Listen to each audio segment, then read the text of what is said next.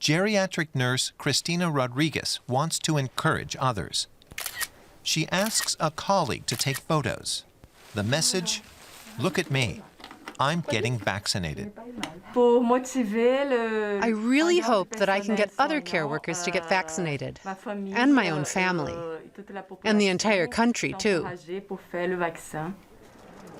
Like Christina, care workers across Belgium are trying to convince vaccine skeptics to get themselves vaccinated. In the French-speaking part of the country, many Belgians still vehemently refuse to do so. Nurse Muriel Aubin is one of them. When it comes to medicine, you always have to assess the risks, and in this case, there just hasn't been enough time. We've only known this virus for a year now, and we hardly know these genetically modified vaccines either. We are manipulating genetic material.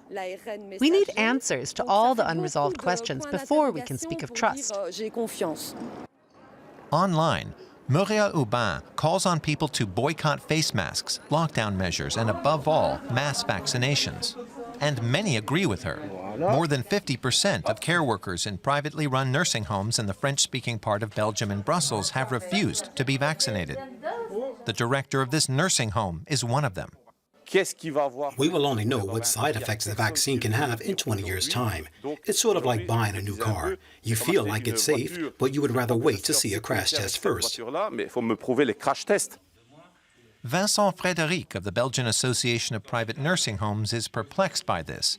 With online campaigns and training courses largely unsuccessful, they're considering making vaccinations mandatory. I did not understand. I do not understand. It was so hard for them. They saw a lot of elderly people who died. They saw the loss of life. And it's unbelievable how those people do not understand that they can protect themselves. It's a big question. But experts say that is also part of the answer. Traumatic experiences and low wages, despite being overworked, could have turned care workers into vaccine skeptics. I mean, there is such a situation of distress that when they hear stories about this lockdown is actually useless, it's just to force you to get vaccinated and reach these big pharmaceutical companies, I would totally understand why someone would want to believe such a thing, and they want to make sense of it.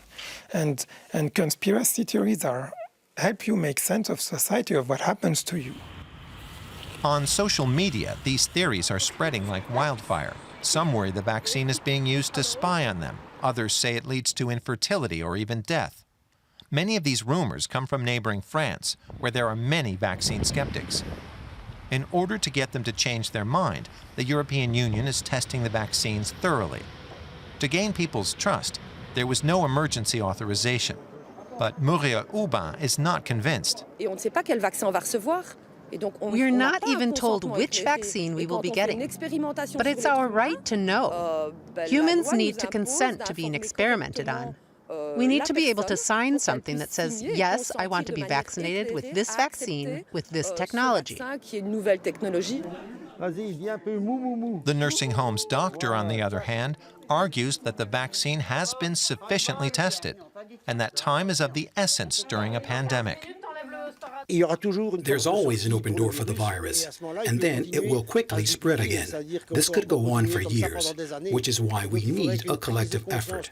We need this vaccination to be mandatory for everyone. If people are worried, they need to understand that the risks posed by the vaccine are in no way comparable to the risks of an infection.